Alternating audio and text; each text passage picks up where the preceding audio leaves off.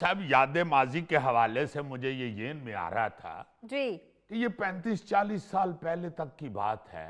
हमने खुद अपनी आंखों से देखा है कि लोग एक दूसरे के साथ जो मिलन बर्तन होता था ना जी, या तोहफे ताइफ कह लें, या किसी के घर गए हैं या किसी को मिले हैं जी जी तो वो उस शख्स की जरूरत को मद्देनजर रखते हुए तोहफे लेके जाते हैं। हाँ जी बिल्कुल मुझे ये जहन में इसलिए आ रहा था कि अभी एक दोस्त बेचारे अल्लाह ताला उन्हें सेहत दे बीमार थे, तो मैं उनकी खबरगिरी के लिए गया हुआ था अस्पताल जी। तो उनको कोई उनके रिश्तेदार मिलने आए हुए थे, तो वो फूल लेके आए हुए थे।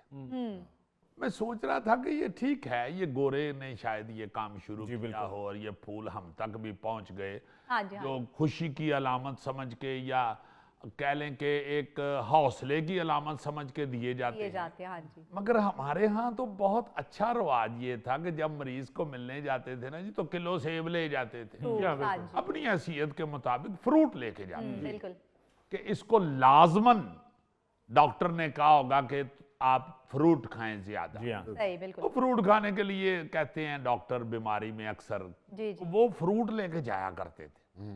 या किसी माड़े भैन भरा के घर गए हुए हैं ना, तो घरों में ये बातें होती थी कि कोई कहता था ना जी बीवी को कि वहां जा रहे हैं तो क्या लेके जाएं, कुछ बताओ। तो औरतें इतनी समझदार होती थी कि वो कह देती थी कि की लेके जाना जी उन्होंने बेचारियां ने केड़ा तोहफा दे की माड़े ने तुसी उन्हों दे बच्चियां दे बहाने पैसे दे छड़ना। वाह हाँ जी वो पैसे दे आते थे, को 100-50 को जितने भी, किसी को 500-1000, जितनी को किसी की हैसियत होती थी हाँ जी। वो उसके मुताबिक पैसे दे दिया करते थे बिल्कुल सही बात कि चले इनका कोई सौर जाएगा। मरीजों का भी ये अक्सर होता था जी जी कि मरीजों के भी तकिए के नीचे पैसे रख आते थे बुजुर्ग जी। और फिर किसी के अगर ऐसे दुख में शरीक होने जाते थे जिससे कोई जरूरत जुड़ी हुई है जो उनके पास नहीं है जी तो वो तोहफे के तौर पे साथ ले जाते थे, या वैसे ही साथ ले जाते थे कि ऐसी आए संते है तुसी ये वो रखो। शादियों के अंदर ये जो पैसे देने का रवाज है जिसे हम सलामी कहते हैं, हाँ जी सर। यो हमारे मुतवसत कौम के अंदर, जी जी मुतवसत मुआशरे के अंदर ये रवाज इसीलिए पड़ा था कि जो शादी कर रहा है बच्ची बच्चे की, उसका काफी पैसा खर्च हो रहा है, तो चलेंगे एक सलामी के नाम पे जो इज्जत के साथ एक बंदे को इकट्ठी हो रही है जी, सलामी दे रहे हैं जी दूल्हा को या दुल्हन को हाँ जी। तो वो पैसे काफी इकट्ठे हो जाते थे, उनकी काफी हेल्प हो जाती। वो जो तंगदस्ती में जो अपना सारा वो फंक्शन अरेंज कर रहा होता था बंदा, जी जी उसको बड़ी सपोर्ट मिल जाती थी। बिल्कुल सही। इस तरह की बेशुमार चीजें हैं, जैसे मुझे याद है कि किताबें एक दूसरे को दे देते थे। मालूम होता था ना जी कि हमारा बच्चा 6ठी से 7वीं में चला गया है, हाँ जी। और फलां बहन भाई का बच्चा जो है वो 5वीं से 6ठी में आ गया है, तो वो 6ठी क्लास की किताबें खुद ही उसके घर पहुंचा देते थे। वो बहन भाई वहां कह भी देते थे कि यार आपके बच्चे की किताबें तो फारिग हो गई होंगी, वो हमें हमारे बच्चे को दे दें, पुराना कोर्स हम दे देना। हाँ वो खुद घर वाले भी ले जाते थे। यार ये फारिग हो गई है किताबें, बेटे तुम 6ठी में हो गए हो, चलो मेरा बेटा ये तुम्हारी हो गई, बड़ी अच्छी हैं सारी, ठीक है, या इसको जरा जिल्द करा लेना। अब वो चीजें नहीं रही। अब जदीद जो रवायात है ना जी, वो हमने अपनी आबाओ अजदाद की रवायात छोड़ के जो जिद्दत इख्तियार करने की कोशिश की है जी जी उसमें ये बड़े मसले मसाइल आते जा रहे हैं। शादी के अंदर आप देखें ना, सिर्फ सलामी नहीं थी होती, ऐसे ही बहन भाइयों को पूछ लेते होते थे कि यार बच्ची का जहेज जेड़ा बनाया है, वैसे तो मैं जहेज के खिलाफ हूं, बल्कि हमारा सारा हस्बे आल हमेशा जहेज का जो एक बढ़ा चढ़ा के रवाज पड़ गया हुआ है, हाँ जी। हम उसके खिलाफ ही हमेशा बोलते हैं। बिल्कुल।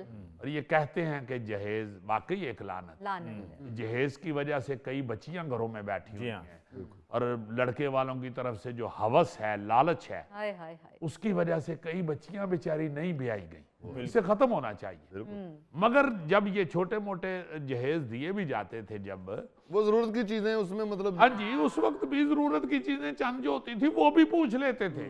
बिल्कुल। यार वो वॉशिंग मशीन ले ली हुई है? मैं कहा हाँ जी ले ली हुई है। अच्छा तो अपना पखा ले लिया हुआ है? पखा नहीं है, ले लिया, चलो फिर पखा मैं ले आवांगा। बिल्कुल ऐसे वो जहेज में हिस्सा डाल देते थे। हाँ जी।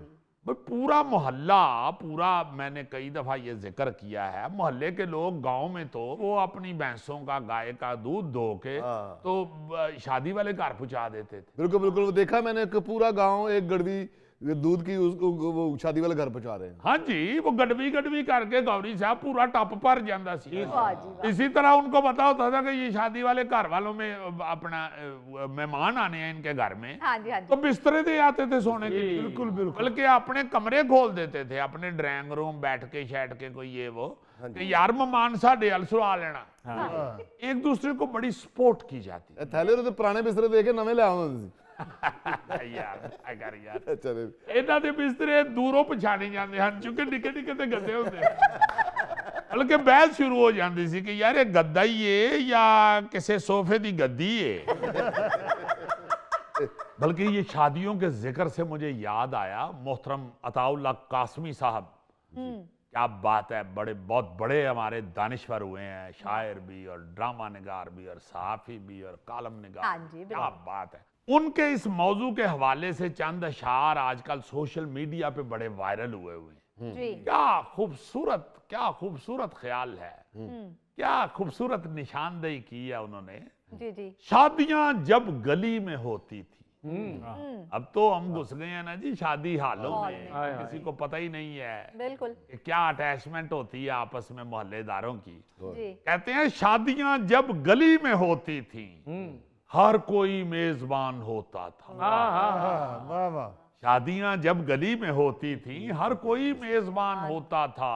गांव सादा दिलों के मस्कन थे, गांव सादा दिलों के मस्कन थे, शहर शहरे अमान होता था। वाह जी वाह। शहर लाहौर तेरी गलियों में एक सुनहरी मकान होता था। क्या वाह वाह वाह वाह।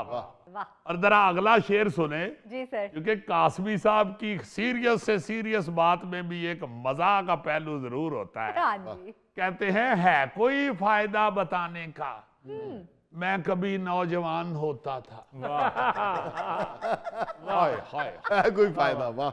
है कोई फायदा बताने का, मैं कभी नौजवान होता। हाय। क्या बात है। ये शेर सुन के मैंने तो बहुत मजा लिया, और वाकई इस दौर की शादियां हमने देखी हुई है ना जी, जी। शादियों में शामिल हुए हैं जब पूरा मोहल्ला, कम से कम पूरी गली के लोग जी सर। शादी वाला घर ही समझा जाता था। पूरी गली शादी वाला घर होते थे, वाह। और उसमें भी खास तौर पे बच्चियों की शादी जी सर। इंतहाई अहम समझी जाती थी। सही।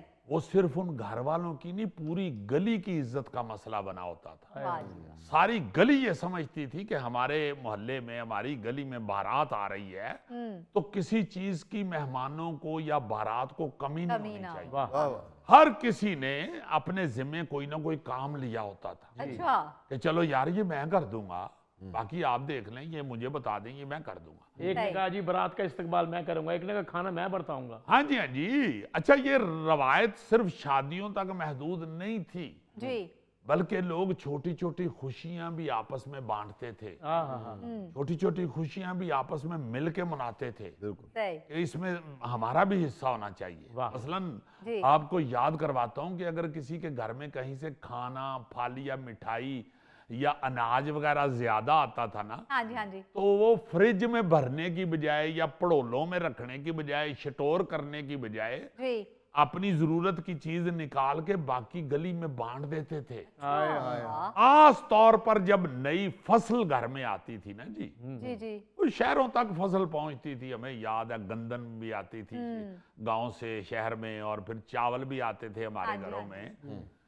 तो अपनी जरूरत के अलावा भी कुछ बोरियां घर में रखी जाती थी, अच्छा। जो ईद, शबरात या खुशी गमी के मौका पर लोगों को तोहफे के तौर पे या हेल्प के तौर पे भेजी जाती थी, वाह जी वाह। ताकि उनका अच्छा वक्त गुजर जाए। मैंने अपनी होश में देखा हुआ है कि गंदम की फसल घर आती थी जी या चावल आते थे, तो बुजुर्ग खवातीन की ये जिम्मेदारी होती थी जी। कि वो इसमें से जरूरतमंदों का हिस्सा निकाल कर